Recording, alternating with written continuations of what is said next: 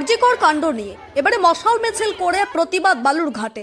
রবিবার বালুরঘাটের স্বাধীনতা দিবসের দিনে মশাল হাতে নিয়ে শহরের থানা মোড় থেকে এমনই অভিনব প্রতিবাদে নামে কয়েকশো মহিলা, যাকে ঘিরে কার্যত অবরুদ্ধ হয়ে পড়ে বালুরঘাটের থানা মোড় চত্বর।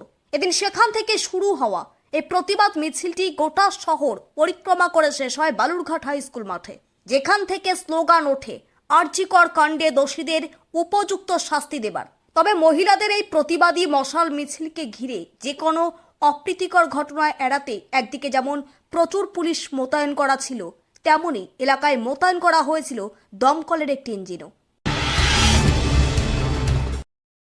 দ্বিতীয় পর্যায়ে আন্দোলনে আরজিকরে যে রক্তারজনক ঘটনা ঘটেছে তার প্রতিবাদ আজকে দ্বিতীয় প্রতিবাদ। আজকে আমরা অলরেডি দিয়ে দিয়েছি আমাদের সমস্ত সোশ্যাল মিডিয়াতে বা সমস্ত পোস্টে যে আজকে আমাদের মশাল মিছিল হবে। মোটামুটি আমরা জড়ো হচ্ছি। এই মিছিলটা কতক্ষণ হবে, কোথা থেকে কত দূর হবে?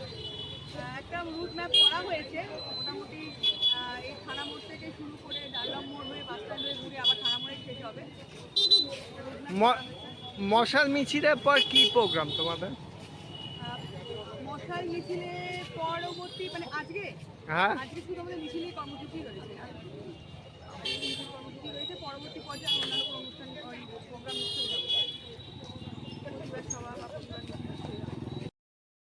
পিন্টু কুণ্ডুর রিপোর্ট, স্টার সংবাদ, বালুরঘাট।